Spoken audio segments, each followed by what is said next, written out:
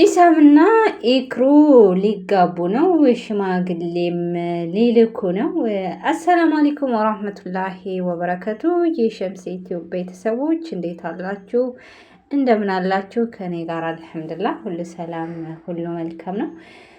እንግዲህ በአሁኑ ዛሬ ይዤላችሁ የመጣሁት ኢሳምና ኢክሩ ኢሳም ለኢክሩ የጋብቻ ጥያቄ አቅርቦላን ነበረ።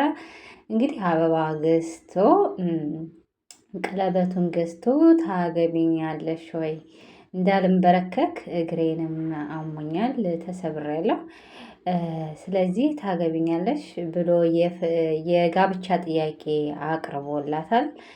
እሷ ደግሞ እንግዲህ በአሁኑ ዘመን በጣም ደስ የሚል መልስ ነው የሰጠችው ማለት ነው።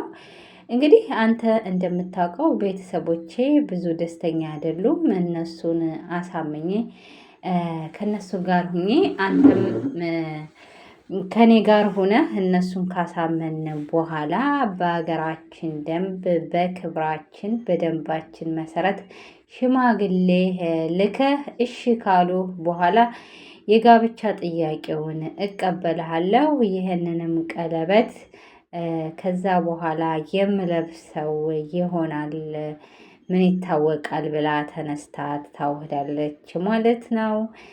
ስለዚህ በአሁኑ ዘመን ታገቢኛለሽ ወይ አበባ ጎዝጉዘው ሽቱ ነስንሰው ደስ በሚል ሁኔታ ነበር እያቀረቡ ያሉት ብዙዎቹ።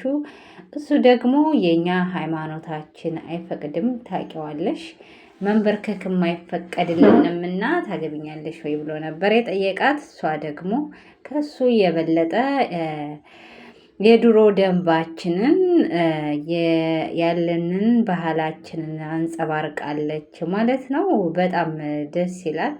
እንግዲህ ቢጋቡ በጣም ብዙ ህዝብ የሚፈልገው እሷና እሱ ባልና ሚስት ቢሆኑ ምን አለበት የሚሉ በሺዎች የሚቆጠሩ ህዝቦች የሚወዷቸው አድናቂዎቻቸው አሉ ማለት ነው። እንግዲህ ማን ነው ስሟ? ያቺ ጸይሟ ልጅ ስሟ ጠፋችብኝ። ፈኪያ ፈኪ። እሷ እንግዲህ ወደድኩት፣ አፍቅሬዋለሁ፣ ወድጀዋለሁ እያለች እንግዲህ በቀደም ለት ሮሮ ስትል ነበረ። እሱም ደግሞ የምወዳትም የማፈቅራትም ህይወቴን የምሰጣትም ለኢክሩ ብቻ ነው ብሎ በእርግጥም እሱ ያችን ልጅ መገፍተር የለበትም ነበር። ለነገሩ ትክክል ነው። ማቀፍም እንትን ማለትም አይችልም ነበር። እንግዲህ በጣም ልቧን ሰብሯታል ማለት ነው። እሷም ልቤ አይሰበርም እስከ መጨረሻው አፍቅሬዋለሁ እያለች ራሷን አታ ነበረ ማለት ነው።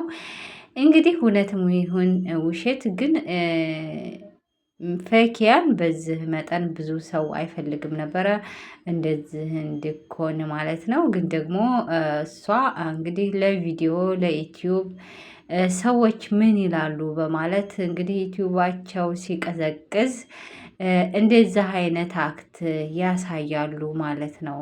እንደሚመስለኝ አፍቅራው ሳይሆን እንግዲህ ለዩቲዩብ ደመቅመቅ እንዲል ብላ አስባ ይመስለኛል። ሄኩ አልኩኝ ፈኪያ ማለት ነው። ስለዚህ የእሷ ትክክል አልነበረም። እሱም የሚመጣጠኑትም የሚስማሙትም ከዚች ጋር ነው። ለምን በጣም ብዙ ቪዲዮ አላቸው፣ በጣም የሚመሳሰል ነገር አላቸው። በጣም ደስ የሚሉ ጥንዶች ናቸው ማለት ነው። እንግዲህ በአሁኑ ዘመን የሚያስፈራው ታገቢኛለሽ ወይ አፈቀርኩት ወደድኩት ይላሉ በአንድ ጊዜ እንግዲህ በአንድ ቤት መስርተው ትዳር መስርተው ጎጆ ቀልሰው ይቀመጣሉ። ከዛ በኋላ ቤታቸው በቶሎ ይፈርሳል ማለት ነው። ባለመቻቻል ምክንያት በዚህ ዩቲዩብ ምክንያት ወደድኩት ሌላ ሴቶች ይመጣሉ። እንደገና ሌላ የድሮ ህይወት ታሪክ ይመጣል። አሁን ምሳሌ አብርሽና ሩታ እንግዲህ እንደሚታወቀው በቅርብ ጊዜ ሰርጋቸው ከተደገሰ እንኳን 2 ወር እንኳን አልሞላውም። በጣም ደስ የሚል ድግስ ደግሰው ሲጋቡ ማለት ነው። ግን አሁን ላይ እንግዲህ ሩታ ሄዳለች፣ ያለችበት ተገኝታለች እያሉም ቪዲዮ እየለቀቁ ነው። ያው እንግዲህ የበፊት ህይወት ታሪኩን እኔን ነው የሚያፈቅረው እያለች ከቡታጅራ የመጣች ልጅ እያለቀሰች ደም እንባ እያለቀሰች እንዲ ነበረ። ሩታን ለቪዲዮ ነው እንጂ አይፈልጋትም ነበረ። ግን አሁን ለጋብቻ ገባት እንዳላት አንቺን አይፈልግሽም እኔን ተከትለህና ምናምን እያለች እንግዲህ የቀለሱትን ጎጆ ለመበተን ሊበተን ጫፍ ላይ ማድረሷን ይታወቃል ማለት ነው። ከእንደዚህ አይነት ነገር ትዳር ካገባችሁ በኋላ መጠበቅ ግዴታ ነው ማለት ነው። እንግዲህ ፎቶውን ምኑን ስታሳይ ነበር ሩታ። በጣም ከባድ ነው።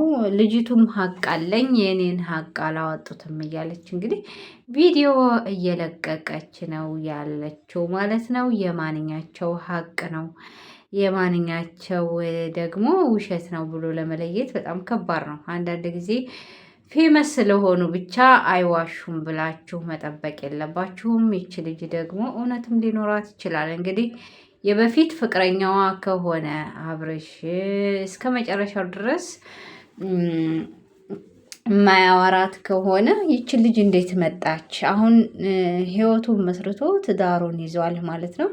የፈለገ ቅናት ቢኖር አሁን ይች ልጅ ለክብሯ፣ ለህይወቷ፣ ለወደፊቱ ላለው ትዳሯ፣ ለጣፈንታዋ መጨነቅ ነበረባት ብዬ ነው የማስበው። እንደማስበው ከሆነ ድራማ ነው ይሄ የናብረሽ እና የዚች አዲስ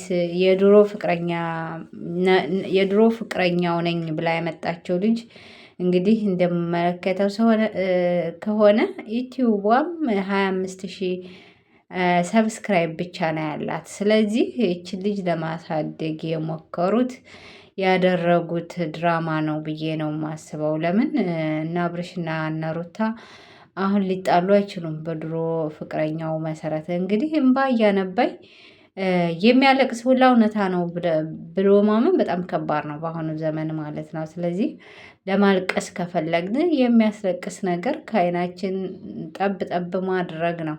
ከዛ በኋላ እንግዲህ እውነተኛ የሆነ ታሪክ ለማስመሰል እንባቸውን ለቅሷቸውን ያለቅሳሉ ማለት ነው። ምክንያቱም ዶላር ነው በአሁኑ ሰዓት $1 ምንዛሬ በኢትዮጵያ ስንት ነው? ይህንን ማሰብ ከግምት ውስጥ ማስገባት አለብን ብዬ አስባለሁ። እንግዲህ የአብርሽና የሩታ ቤተሰቦች ብዙዎቹ ተጣልተዋል፣ ሩታ ቤቱን ለቃ ሄዳለች እያሉ ብዙዎቹ የሚያላዝኑና የሚያለቅሱ የሚያዝኑም አይጠፉም ብዬ ነው። ስለዚህ የሩታና የአብርሽ ጸብ አሁንም ድራማ ነው። ለምን ሰርጋቸው ተበላ ተጠጣ ምን አለ? አንደኛ ለነሱ ቪዩ እና ቪዲዮ ነው። ሁለተኛ ደግሞ ልጅቱን ለማሳደግ ነው። እንግዲህ ልጅቱ ቅርብ ዘመዳቸው ልኮን ትችላለች፣ ሩታም ጓደኛ ልኮን ትችላለች፣ አብርሽም ዘመድ ልኮን ትችላለች፣ አይታወቅም። ስለዚህ የድሮ ፍቅረኛው ላኮንም ትችላለች፣ ዘመዱም ልኮን ትችላለች። ስለዚህ ምን ፎቶግራፋቸው ቢወጣ አብሮ አደጉም ጓደኛውም ልኮን ትችላለች፣ አይታወቅም። ስለዚህ አትዘኑ ለማለት ነው። ድራማቸው ብዙ ነው እና አትዘኑ። ለምን ዩቲዩብ አንድ ሪያል የሳውዲ ሪያል እንኳ በኢትዮጵያ ስንት ብር ነው? እንኳን ዶላር ማለት ነው። ስለዚህ ዶላራቸውን ማንጫ ምንም ይሁን ምንም ድራማ ይሰራሉ ማለት ነው። ስለዚህ እነሱ ዶላራቸውን ይሰብስቡ፣ እናንተም ሁላቸው ላይክ አድርጉላቸው፣ ችግር የለውም አበረታቷቸው። ግን ደግሞ የምትወዷቸው ሰዎች እንዲሆን ተጣላን፣ ተጋጨን፣ ቤት ለቃ ሄደች፣ እንዲህ አለች በማለት ልባቸው ስብር አይበል ማለት ነው። ለምን እነሱ ዶላር ስብሰባ ላይ ናቸው። እንደገና ይችን ልጅም ማሳደግ ይፈልጋሉ፣ ለራሳቸው ማደግ ይፈልጋሉ። ስለዚህ ማንኛችንም ቢሆን ራሳችንን ጠብቀን የራሳችን ህይወት ያለው የት ላይ ነው ብለን ብናስብ የተመረጠ ነው ብዬ አስባለሁ። በድጋሚ ኢክሩና ኢሳም እንኳን ደስ አላቸው። እንግዲህ ልጅቱ ቤተሰቦቿን አሳምኜ በዚህ በሽማግሌ መሰረት ሽማግሌ ትልካለህ። ከሽምግልና ክላክ በኋላ እሺ ካሉ ቤተሰቦቼ ቀለበትን እቀበልሃለሁ ብላ መልስ ሰጥተዋለች ማለት ነው። በጣም ደስ ይላል። በጣም ክብር ያለሽ ልጅ ነሽ ማለት ነው። ክብር ይገባሻል ብዬ እመኛለሁ ማለት ነው። ምክንያቱም በአሁኑ ዘመን ብዙ ክብር የሌላቸው ሴቶች አሉ ማለት ነው። ስለዚህ አንቺ ከሁሉም ለየት ብለሽ የባህላችንን ደንባችንን ያረሳሽ ድጋሜ ያስተማርሽ አንቺን እያዩ ብዙ ሴቶችም እንደሚቀየሩ ተስፋ አደርጋለሁ ማለት ነው።